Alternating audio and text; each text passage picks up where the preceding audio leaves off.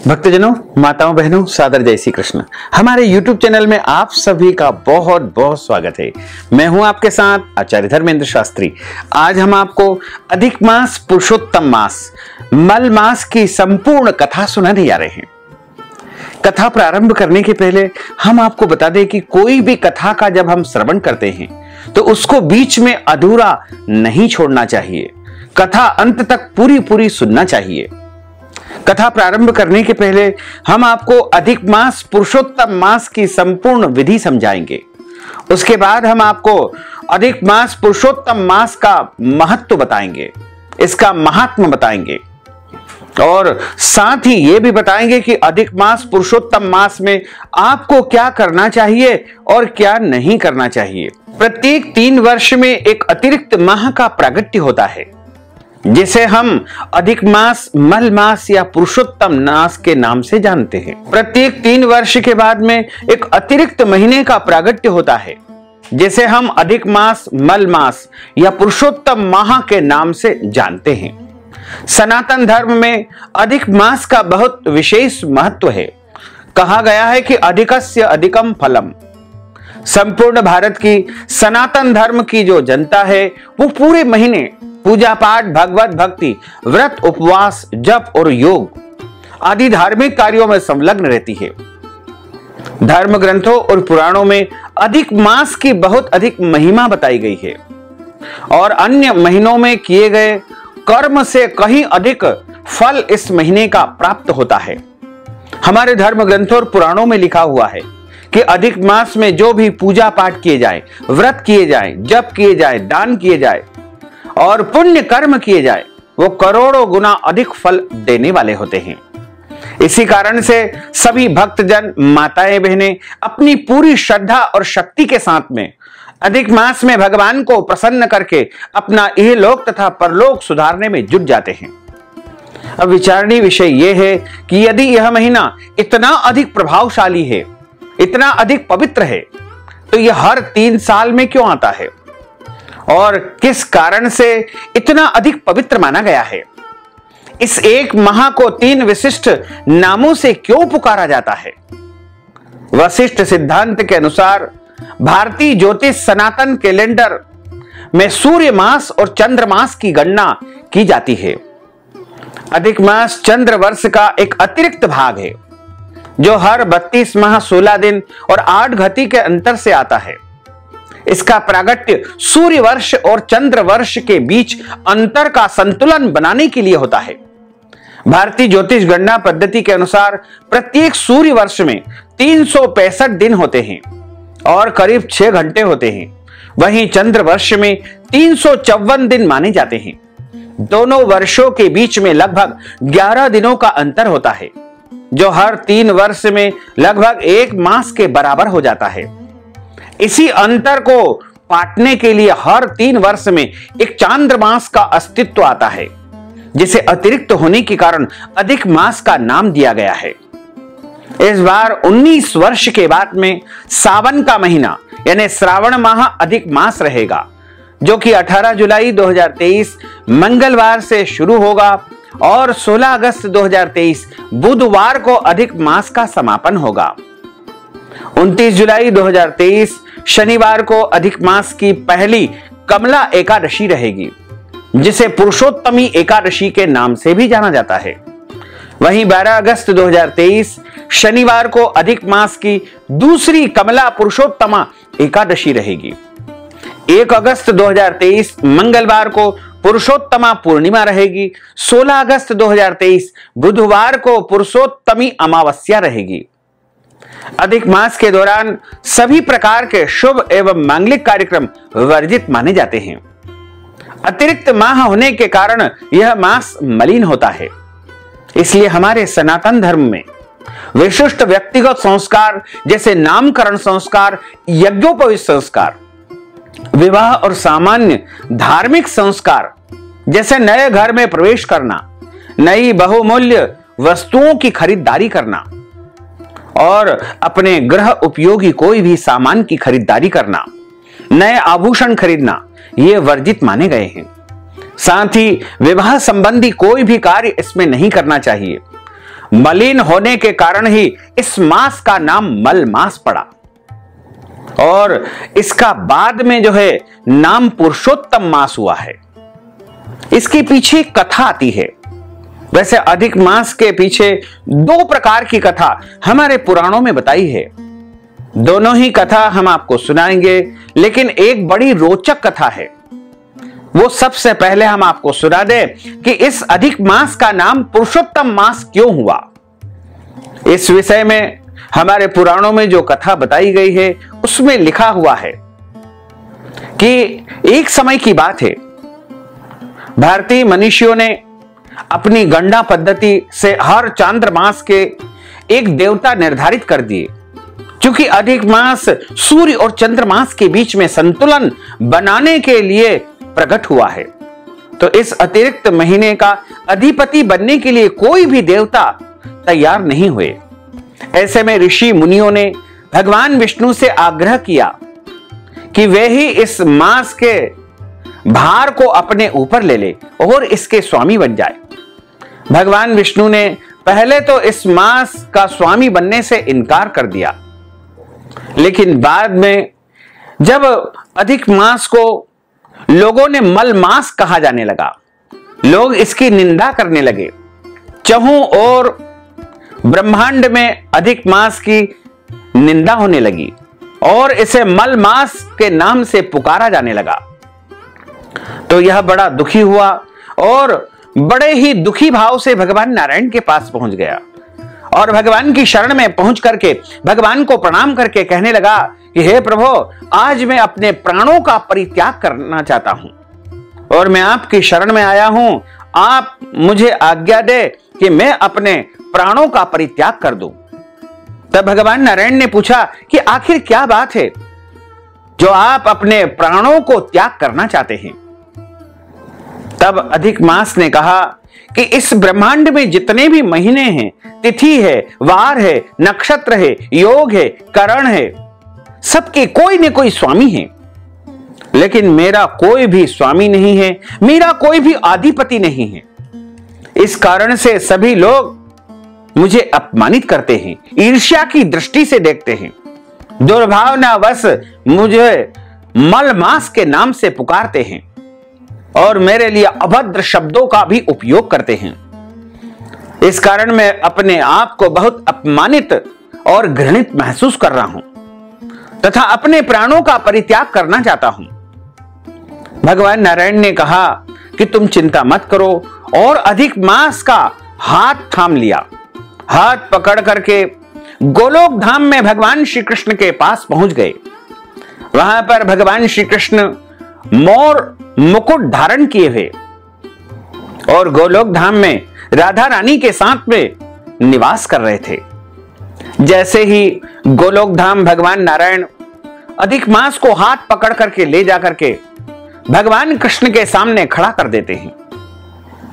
भगवान कृष्ण नारायण की तरफ देखते हैं और पूछते हैं कि ये कौन है जिसका हाथ आप स्वयं थाम करके लाए हैं और आपके पीछे क्यों खड़ा हुआ है। तब भगवान नारायण कहते हैं कि ये कोई और नहीं है, ये मेरे द्वारा बनाया गया अधिक मास है।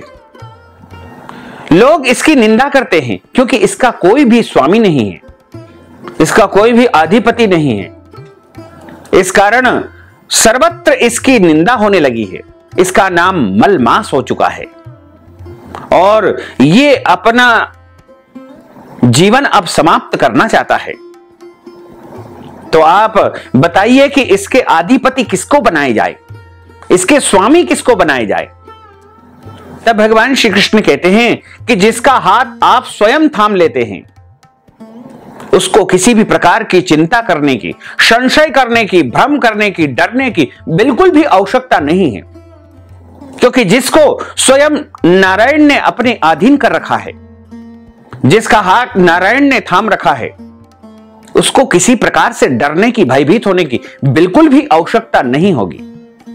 और आज से इस मल मास के, अधिक मास के स्वामी आप स्वयं रहेंगे और इसका नाम आज से पुरुषोत्तम मास रहेगा।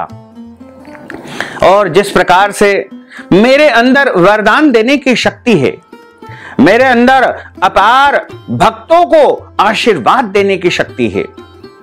उसी प्रकार इस अधिक मास के अंदर भी सारी शक्तियां मेरे समान विराजित हो जाएगी और आज से लोग इसको मल मास नहीं कहेंगे, इसको पुरुषोत्तम मास के नाम से पुकारा जाएगा।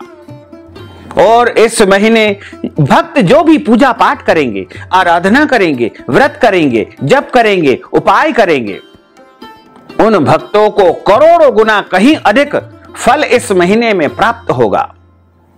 इस महीने जो भी साधु संतों की सेवा करेंगे, ब्राह्मणों की सेवा करेंगे, ब्राह्मणों को दक्षिणा दान देंगे, अन्न दान देंगे, गौ दान देंगे और कांसे के पात्र में यदि मालपुए का दान करेंगे तो निश्चित तौर से उनको अनंत पुण्य फल की प्राप्ति होगी और उनके अखंड पुण्य निर्मित हो जाएंगे और इस संसार में उनको किसी भी प्रकार की कोई कमी नहीं आएगी। उनका घर परिवार सदैव भरा पूरा रहेगा। श्रद्धालु जन इस महीने व्रत करेंगे, उपवास करेंगे, ध्यान करेंगे, योग करेंगे, भजन कीर्तन में संलग्न रहेंगे और ये सारे कर्म करके जब प्रभु को समर्पित करेंगे तब उन्हें जो है अखंड भक्ति प्राप्त होगी और अपने मन के मेल को धोने का यह महीना होता है, इसका नाम पुरुषोत्तम मास रहेगा। इस प्रकार भगवान ने इसका नाम पुरुषोत्तम मास दिया और मल मास बहुत प्रसन्न हुआ और भगवान के चरणों में अपना मस्तक रख करके प्रणाम करने लगा। हे प्रभु, आज तो मैं धन्य हो गया हूं, आज मैं कृतार्थ हो गया हूं, जो आपकी कृपा और आपका आशीर्वाद मुझे प्राप्त हुआ है। अधिक मास में जो भी भक्त प्रभु की आराधना करेंगे और प्रभु की पूजा करेंगे, मंत्र जाप करेंगे, अनुष्ठान करेंगे, उनको इस ब्रह्मांड में सब कुछ प्राप्त हो जाएगा, किसी भी चीज की कोई कमी नहीं रहेगी। यदि उनके जन्म जन्मांतर के बहुत अधिक पाप होंगे, ब्रह्म हत्या का पाप या अन्य कोई भी पाप होंगे, तो वो सारे पाप भी उनके नष्ट हो जाएंगे। इस प्रकार भगवान ने स्वयं पुरुषोत्तम मास को अपना नाम दिया और शुभ कर्म, मांगलिक कर्म को इस महीने केवल वर्जित रखा है।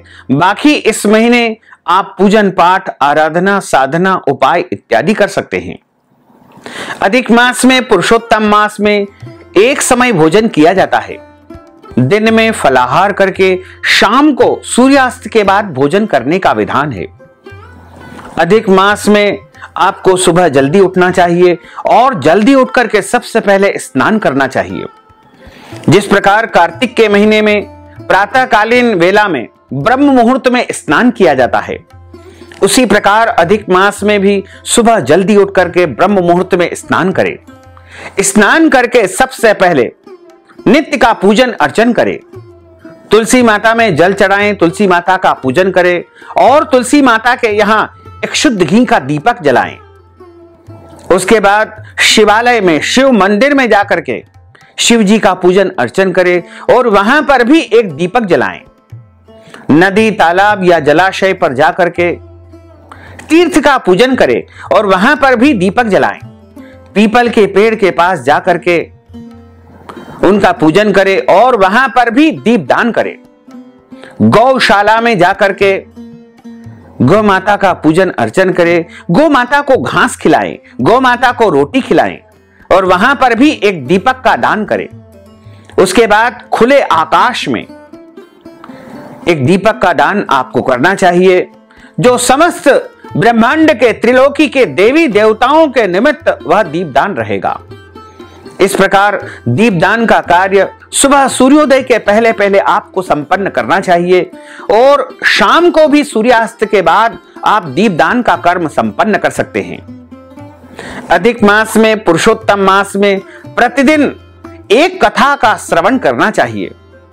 प्रत्येक दिन की एक एक अलग अलग कथा रहती है, उसका आपको श्रवण करना है। तथा अधिक मास में, पुरुषोत्तम मास में लहसुन, प्याज, मांस, मदिरा, नशीली वस्तु का बिल्कुल भी उपयोग नहीं करना है। मसूर की दाल इस महीने में नहीं खाना चाहिए। बैंगन इस महीने में नहीं खाना चाहिए, मूली इस महीने में नहीं खाना चाहिए। और इस बार श्रावण का महीना अधिक मास है, इसलिए कच्चे दूध का या दूध का पान आपको नहीं करना चाहिए।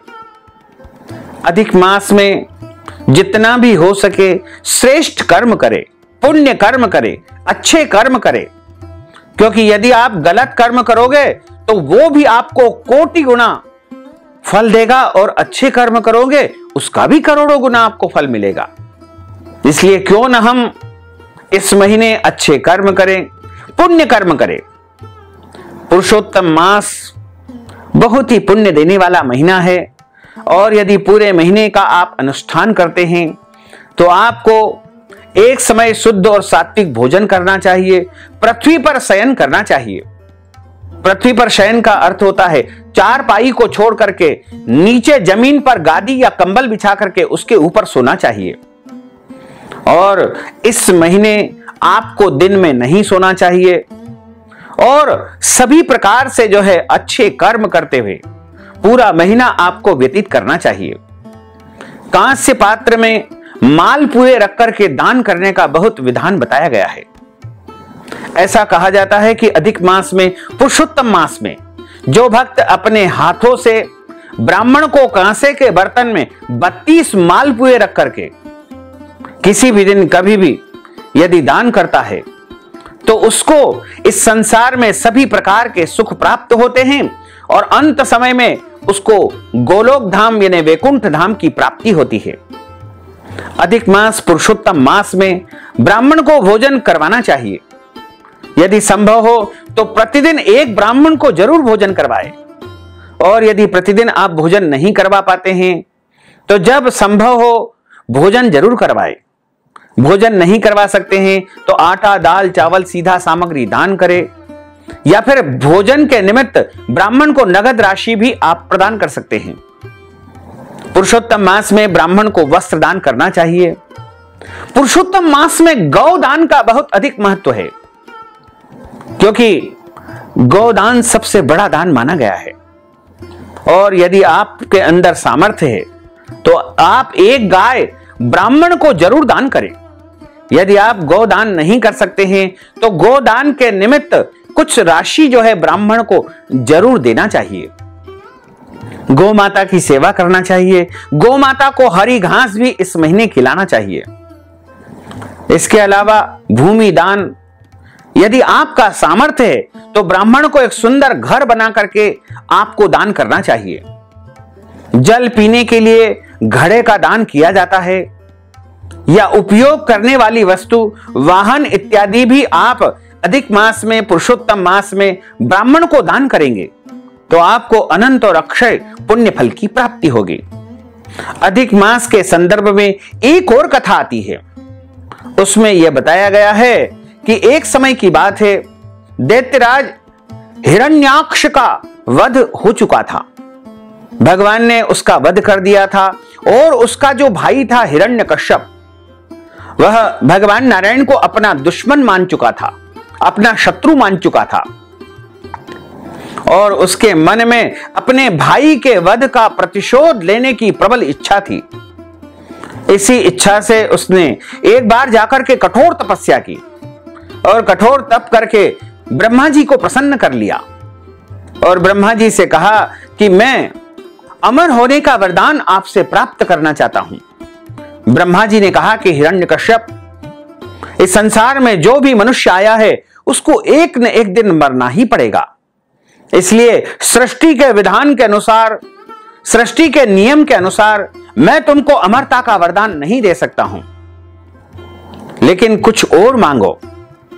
तो हिरण्यकश्यप ने कहा था कि मैं किसी भी मनुष्य से न मरूं, न किसी पशु से मरूं, न देवता से मरूं, न दानव से मरूं, न दिन में मरूं, न रात में मरूं, न अंदर मरूं, न बाहर मरूं, न ऊपर मरूं, न नीचे मरूं, और न मैं अस्त्र से मरूं, न शस्त्र से मरूं, और आपके बनाए हुए किसी भी महीने में मेरी मृत्यु न हो, और संसार में कोई भी मनुष्य जिसको आपने बनाया है इस सृष्टि में जिसका निर्माण आपने किया है उससे मेरी मृत्यु न हो। ब्रह्मा जी ने तथास्तु कह दिया और हिरण्यकश्यप ने वरदान प्राप्त कर लिया। जब हिरण्यकश्यप का अत्याचार बढ़ रहा था और उनके घर में भक्त प्रहलाद का प्रागट्य हुआ, भक्त प्रहलाद ने कठोर तपस्या की, तप करके भगवान को प्रसन्न कर लिया और एक समय खंबे में से भगवान नरसिंह का प्रागट्य होता है और भगवान नरसिंह ने हिरण्यकश्यप को अपनी गोदी में लेटा लिया और मारने लगे, वध करने लगे, उसका सीना फाड़ने लगे। तब हिरण्यकश्यप से कहा कि मैंने तुम्हारे लिए ही विशेष रूप से यह अधिक मास बनाया है और ब्रह्मा की सृष्टि से मैं नहीं बना हूं, क्योंकि मैं तो कईयों ब्रह्मा को बनाता हूं, इसलिए मैं न तो मनुष्य हूं न पशु हूं, न मैं देवता हूं न मैं दानव हूं। आज तो मैं नीचे मारूंगा न ऊपर मारूंगा, अंदर मारूंगा न बाहर मारूंगा। इस प्रकार जो जो भी वरदान तुमने ब्रह्मा जी से प्राप्ति किए हैं वो सभी वरदानों को मैं प्रदान करते हुए तुम्हारा वध कर रहा हूं।